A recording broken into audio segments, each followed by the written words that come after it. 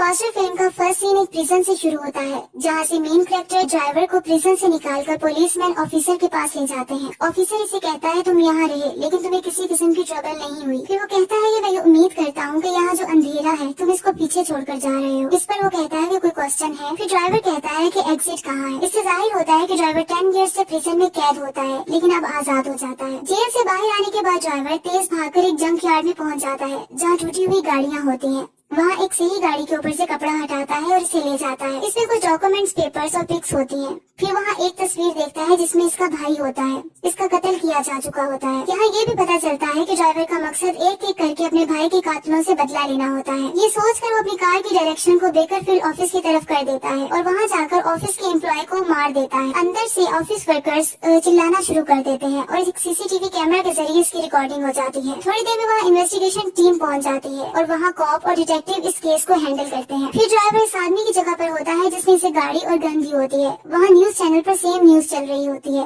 कि बेकरफील्ड में एम्प्लॉय को मार दिया गया और मर्डरर्स की एज 30 इयर्स थी और हाइट 6'5" थी। पुलिस ने अभी विक्टिम का नाम नहीं बताया। ड्राइवर इस आदमी को पैसे देता है, लेकिन वो आदमी इसे कहता है कि बताओ तुमने प्रिजन में रहकर इतना पैसा कहाँ से स्मगल किया। जिस पर ड्राइवर कहता है कि तुम्हें जानने की जरूरत नहीं है। ड्राइवर इससे इसके भाई के कातिलों की नेम्स की लिस्ट मांगता है और फिर उससे आदमी से पैसों की और डिमांड करता है और ये कहता है कि मुझे ये लिस्ट हासिल करने में 10 ईयर्स लगे हैं। ड्राइवर हाइपर हो जाता है और वो आदमी डर कर नेम लिस्ट को ड्राइवर को दे देता है। घर दिखाया जाता है जहाँ एक न्यू कैरेक्टर सामने आता है। वो किलर होता है। शुरू में वो एक्सरसाइज करता हुआ दिखाया जाता है। यहाँ से पता चलता है कि उसने बहुत से चैलेंजेस को एक्सेप्ट किया है और विन भी किया होता है। वहाँ इसकी दोस्त लिली भी होती है। किलर इसको कहता है कि मूव ऑन करने का टाइम है। इसके बाद किलर को कॉल आती है और इसे कहा जाता है कि तुम्हारे लिए एक क्लाइंट है, क्योंकि तुम चैलेंजेस को पसंद करते हो, तुम्हें लोकेशन के बारे में बता दिया जाएगा। ये क्लाइंट सोचता है कि वो टारगेट इसके पीछे है और इसे मारना चाहता है और वो कहता है कि काम जितनी जल्दी हो सके करो। ये इस किलर को ड्राइवर का कत्ल करने के लिए कहा जाता है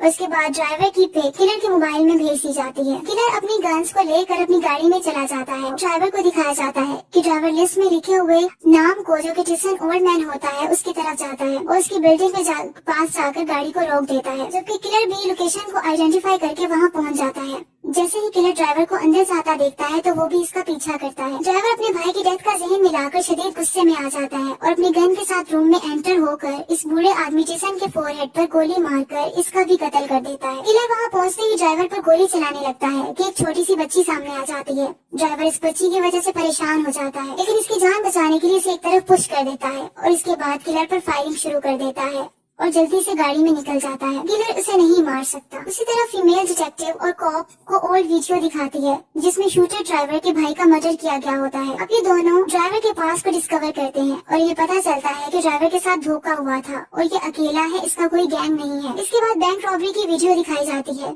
कि कैसे ड्राइवर के भाई ने बैंक रॉबरी के बाद अपने साथियों को ड्राइवर की गाड़ी में बिठा लिया था। उसके बाद दूसरे गैंग ने इसे पकड़ लिया था और तो दूसरे गैंग ने इनसे पैसे मांगे थे और पैसों का पूछा था। ड्राइवर इनसे रिक्वेस्ट करता है कि तुम मेरे भाई को शूट नहीं करो। ड्राइवर का भाई इसको कहता रहता है कि इन्हें कुछ नहीं बताना, लेकिन ड्राइवर अपने भाई की फिक्र करते हुए बता देता है कि पैसा किचन के फ्लोरबोर्ड के नीचे है। इसके बावजूद ड्राइवर के भाई की गर्दन को काट कर कत्ल कर दिया जाता है। ड्राइवर जोर जोर से नो कहकर चिल्लाता है, लेकिन कुछ नहीं कर पाता। इसका भाई इसके सामने जान दे देता है, जबकि इनमें से ओल्ड मैन टिसन वीडियो बनाता है और उसको कहता है कि स्माइल करो कैमरा के सामने। ड्राइवर से गुस्से में कहता है कि मैं तुम सबको मार दूंगा। डिटेक्टिव कहती है कि अब इन वीडियोस में जितने लोग हैं जिन्होंने इसे मारने की कोशिश की और इसके भाई का मर्डर किया, वो इन सब के पीछे जाएगा और इनका कत्ल कर देगा। इसी तरह डिटेक्टिव और कॉप को न्यूज आती है कि टिसन ओल्ड मैन का कत्ल हो गया है और वो जल्दी से वहाँ पहुँच जाते हैं। पता चलता है कि गन से फायर करके 2 पर्सन के दरमियान हुई। इसके बाद दोनों गायब हो गए। फिर दिखाया जाता है कि ड्राइवर मोटेल पहुँचता है। इस होटल के रूम में न्यूज देखता है